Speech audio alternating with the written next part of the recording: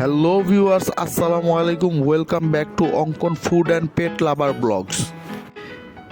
এই পাতিহাঁসগুলা কিন্তু আমাদের খামারে প্রায় 2 বছরেরও বেশি সময় ধরে ছিল, যেগুলো আজকে আমরা জবাই করলাম। আজকে হাঁস কিন্তু আমি রান্না করব না, হাঁস রান্না করবে আমার আম্মু, আর আমি তৈরি করতে যাচ্ছি আজকে মোরগ মোসাল্লম। তো এইদিকে এই মোরগটাকে আমরা ভালো মতো শ্যাম্পু মাখিয়ে নিলাম, তারপরে ওকে গোসল করানোর জন্য রেখে দিলাম বাথটবের মধ্যে। আর এদিকে আমাদের গরুর মাংস অলরেডি রেডি হয়ে গেছে, আর সেই সাথে পোলাওর কাজটাও আম্মু করতেছিল।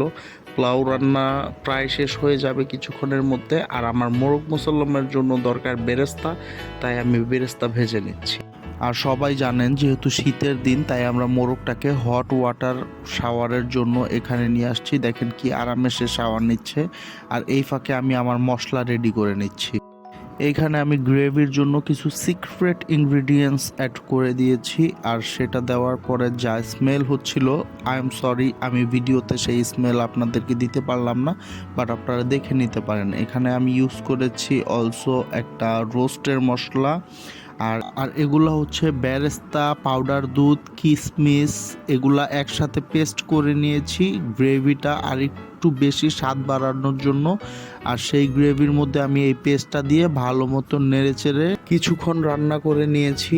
আর রান্না করার পরে এর সাথে আমি অ্যাড করে দিয়েছি 1 কাপের মতন দুধ এবং অল্প একটু পানি। দুধটা কিন্তু অবশ্যই দিতে হবে, কারণ মিল্ক দেওয়ার পরে এটার যে কালারটা আসবে ওটাই হলো মোরগ মুসল্লমের রিয়েল কালার। আর এখানে আমাদের দেশি মুরগির কারিটাও অলমোস্ট রেডি হয়ে গেছে। আর এখানে আমাদের মোরগ মুসাল্লামের গ্রেভিটাও অলমোস্ট ঘন হয়ে গেছে। এবার আমাদের যে মোরগটা গোসল করতে গিয়েছিল সে চলে আসছে। এবার আমরা তাকে গ্রেভির মধ্যে ডুব দেওয়াবো। এখানে গ্রেভির মধ্যে সে ডুব দিচ্ছে, দেখেন কি আরামে।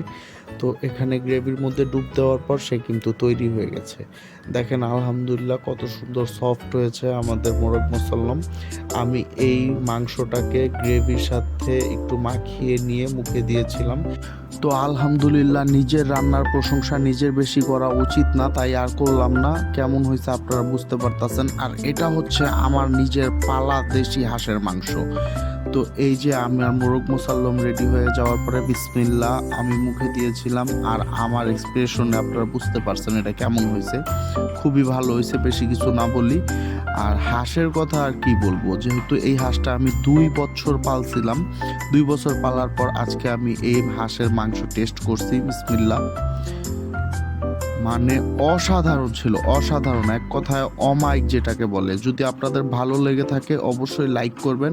আর অবশ্যই আপনারা যদি এরকম টাইপের মাংস মোরগ মুসল্লম বাসায় তৈরি করে খেতে চান, তাহলে ইউটিউবে অনেক টিউটোরিয়াল আছে, আপনারা দেখে আমার মতন এরকম লোভনীয় টাইপের খাবার বাসায় খুবই সহজে তৈরি করে ফেলতে পারবেন।